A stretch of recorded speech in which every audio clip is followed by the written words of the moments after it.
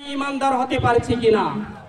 আমার যদি ঈমানের কোনো ঘাটতি থাকে তাহলে বুঝে নিতে হবে আমার উপর রোজা ফরজ হয় নাই, আমি রোজা দিলেও আমার এই রোজা আল্লাহর দরবারে কবুল হবে না। আল্লাহর দরবারে যদি আমার আপনার রোজাকে কবুল করা যদি এরকমের যদি নিয়ত থাকে তাহলে আমাকে আপনাকে কি করতে হবে, আমাকে আপনাকে সর্বপ্রথম আগে কি করতে হবে, রোজা দেওয়ার আগে আমাকে ঈমানটা যাচ করতে হবে। প্রাণপ্রিয় উপস্থিতি ভাইরা আমার, ছোট্ট একটি কথা বলে আমি আমার আলোচনা শেষ করতে চাই। একটা মানুষের যখন জ্বর হয় তখন ওই মানুষটা কোথায় যায়, ডাক্তারের কাছে যায়। ডাক্তারের কাছে যাওয়ার পরে ডাক্তারকে বলে যে আমার এই অবস্থা, তখন ডাক্তার কি করে, জ্বর না পায় একটা মেশিন লাগে দেয়, তার মধ্যে কয় ডিগ্রি জ্বর আছে। যে ব্যক্তিটার আপনার ডায়াবেটিস আছে, তারও কিন্তু ডায়াবেটিস মাপারও একটা যন্ত্র আছে, একটা মেশিন আছে যে তার ডায়াবেটিস কতটুকু কি, এটাও দেখার জন্য বোঝার জন্য একটি মেশিন আছে।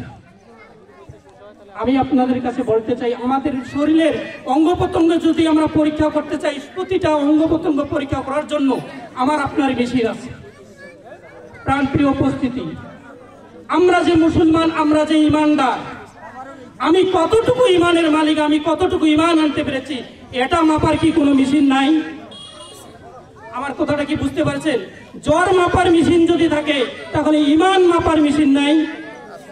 অবশ্যই অবশ্যই আমাকে আমার কতটুকু ঈমান আছে সেই ঈমানটুকু মাপার জন্য ঈমান মাপা মেশিন হলো মহাগ্রন্থ আল কোরআন।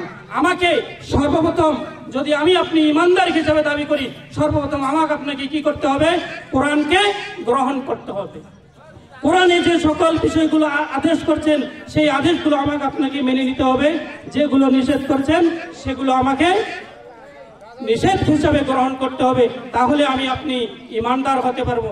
অতএব আসুন আজকের এই ইফতার মাহফিলে আপনাদেরকে আমি উদাত্ত আহ্বান রাখি, আমরা যারা রোজা রেখেছি আল্লাহ পাক রব্বুল আলামিন আমাদের প্রত্যেককে যেন ঈমানগুলো মজবুত করার তৌফিক দান করে, এই আশাবাদ রেখে আমি আমার আজকের এই ইফতার মাহফিলের উদ্বোধনী বক্তব্য এখানেই সমাপ্তি করছি।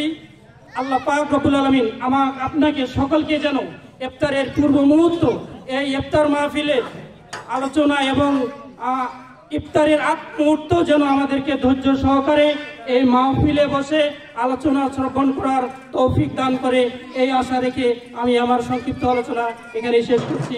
আসসালামু আলাইকুম ওয়া রাহমাতুল্লাহি ওয়া বারাকাতুহু।